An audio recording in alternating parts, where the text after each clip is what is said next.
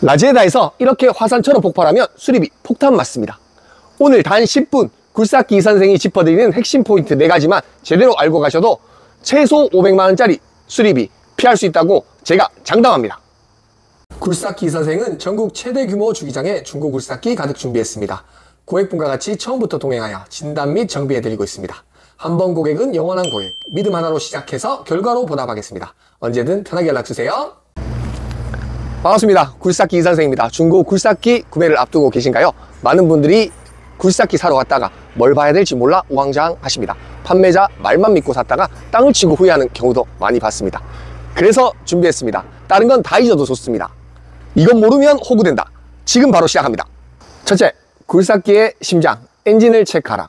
시동 걸기 전에 엔진 오일 게이지를 이렇게 뽑아서 확인해보면 엔진 오일 상태를 볼 수 있습니다. 보통 엔진 오일이 우윳빛이거나 약간 뿌옇다고 그러면 냉각수가 엔진으로 혼입이 되어 있는 경우가 많으니 이런 장비들은 무조건 걸으시는 게 맞습니다. 그리고 시동을 걸었을 때 머플러에서 하얀 연기나 푸른 연기가 나온다. 그러면 엔진 내부에 실린더 블록이 마모가 되어서 엔진 보링을 해야 되는 경우가 많으니 이런 것들은 수리비만 보셔도 최소 300, 400만원 정도 나오니 이런 장비도 걸으시는 게 맞습니다.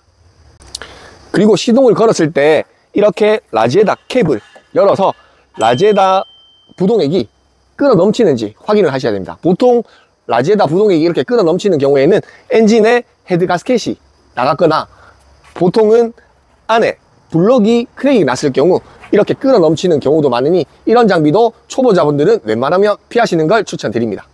둘째, 유압계통, 누유 부분을 체크하라. 여기 보시면 유압 펌프라고 있습니다. 보통 펌프에서 육안으로 보이는 누유가 있는지 확인을 하셔야 되고, 펌프 같은 경우는 누유가 생기더라도 탈착을 해서 누유를 수리를 하면 수리 비용은 한 4, 50만원 정도면 가능하다고 보면 됩니다. 그리고 두 번째 봐야 될 부분이 이렇게 보면 컨트롤 밸브 쪽입니다. 이쪽에는 호스도 많이 있고 각종 블럭으로 이렇게 연결이 되어 있습니다. 근데 호스가 누유가 된다고 그러면 호스를 교환하면 되지만 이렇게 블럭에 크랙이 가거나 블럭이 어느 정도 마모가 되었을 경우는 컨트롤을 들었다가 안에 부품 및 안에 내용물을 수리를 해야 되기 때문에 이런 것들은 수리비가 꽤 많이 나올 수 있습니다. 최소 한 100만원 정도 나올 수 있다고 생각을 하셔야 되니까 이런 부분도 잘 보셔야 됩니다. 그리고 일반적으로 공투 굴삭기 같은 경우 여기 밑부분에 센터 조인트라는 게 있습니다. 센터 조인트 쪽에서 누유가 되면 센터 조인트를 내려서 작업을 해야 되는데 보통 이런 경우에는 한 60만원 정도 비용이 소모가 됩니다. 보통 여기에 좀 많이 젖어 있다고 하는 장비들은 그 부분을 꼭 한번 의심을 한번 해보시면 좋을 것 같습니다. 굴삭기는 이렇게 원붐, 투붐, 버켓 실린더로 구성이 되어 있습니다. 보통 이런 쪽에서 누유가 되면 안에 실이 마모가 되어서 누유가 되는 경우가 많이 있습니다. 이런 경우는 비용이 보통 2, 30만원 정도면 다 수리가 가능하니 간단한 정비라고 보시면 되고요.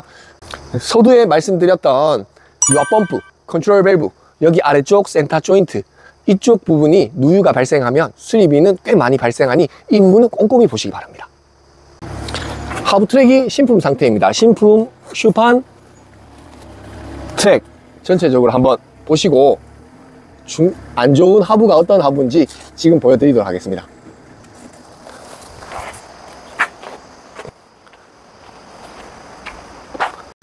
셋째, 굴삭기의 신발 하부 부분을 한번 보도록 하겠습니다. 이 장비 같은 경우는 아까 보셨다시피 스프라켓은 뾰족하지 않기 때문에 마모도는 거의 없다고 보시면 되고요. 하부에서 제일 중요한 스프라켓이 맞닿는 하부 링크 부싱이라는 곳이 있습니다. 보통 이 부분은 신품은 아주 동그란 원형 상태를 유지를 하고 있는데 이 장비 같은 경우에는 조금 한 70% 정도 살아있다고 보시면 돼요. 아직까지 원형 상태를 유지를 하고 있지만 조금 파먹었다 보시면 되고요. 슈판도 보시면 신품 기준으로 봤을 때는 여기 각이 직각입니다. 그리고 슈판 볼트 기준으로 해서 슈판 팁이 위로 올라와 있어야지 어느 정도 상태가 양호한 거라고 보시면 됩니다. 그리고 마지막으로 보시면 이쪽 부분은 아이들러라고 얘기를 하는데요. 아이들러는 이렇게 안쪽에 베어링으로 되어 있습니다. 보통 여기 베어링이 다 마모가 되면 지금 요거는 베어링이 괜찮은 상태인데 베어링이 다 마모가 되면 이렇게 굴삭기 위에 올라가서 흔들었을 때 많이 울렁울렁거립니다. 근데 이게 베어링이 나갔을 때는 좀 심하게 울렁울렁거리니까 요 부분도 한번 보시면 아주 좋을 것 같습니다. 그리고 아이들러의 여기 보면 두께 두께가 원살은 한 이 정도 두께를 유지를 하고 있는데 지금 이거 같은 경우는 많이 마모가 된 상태라고 보시면 돼요. 여기 보면 옆쪽에 부분도 어느 정도 마모가 조금 많이 되어 있는 게 눈으로 보이실 겁니다. 이쪽에 보이시죠? 그리고 공투 같은 경우는 이렇게 하부로러가 5개가 있는데 차를 띄워서 하부로라를 전체적으로 돌려보고 유격이 있는지 없는지 그것도 꼭 한번 확인하시기 바랍니다. 이 하부로라는 이제 유격이 많이 생겨서 못 쓰는 상태라고 보시면 되고요. 이렇게 흔들었을 때 유격이 엄청 심하죠. 이런 것들은 무조건 교환을 하셔야 되는 하부로라고 보시면 됩니다. 넷째, 외관 및 유격 상태를 보셔야 됩니다. 제일 먼저 보셔야 되는 게 상부체와 하부체를 연결하는 여기 링기아라는 부분이 있습니다. 링기아가 유격이 있으면 어떤지 한번 보시기 바랍니다. 자, 상하로 많이 움직이는 게 느껴지실 겁니다. 이런 것들은 수리비가 많이 소요가 되니 200~300만 원 정도 소요가 되니 이런 것들도 조금 피하시는 게 나을 것 같습니다.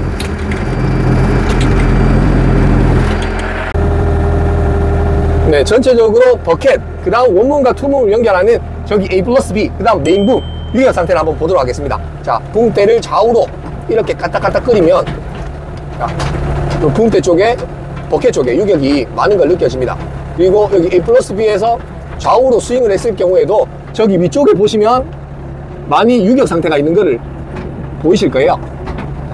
마지막으로 여기 메인붐 이쪽에도 보시면 이 정도 같으면 인하고 부싱을 교환해야 될 정도로 유격이 좀 많이 심하네요. 이런 장비도 수리비 부분을 감안을 하여 장비를 고르실 때 좀 유심히 보셔야 될 것 같습니다.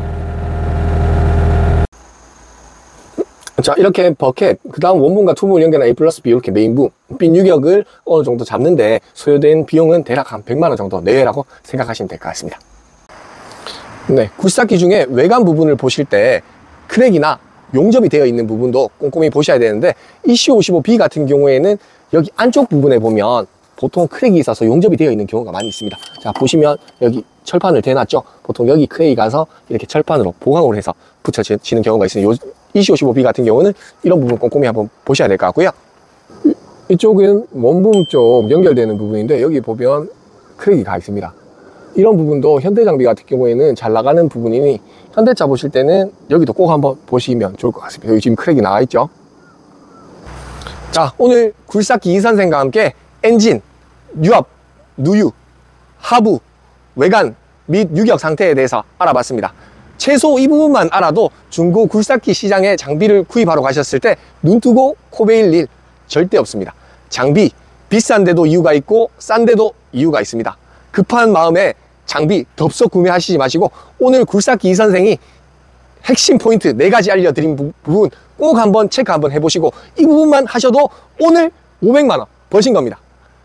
오늘 영상이 도움이 되셨다면 구독, 좋아요, 알림 설정 꼭 한번 부탁드리겠습니다. 그리고 내용 중에 궁금하신 부분이 있으면 댓글란에 문의 주시면 제가 친절하게 설명드리겠습니다. 굴삭기에 관련해서 어떠한 문의라도 괜찮습니다. 깨어있고 눈 떠있는 시간 언제든지 응대 도와드릴 테니 편하게 연락 한번 주십시오. 감사합니다.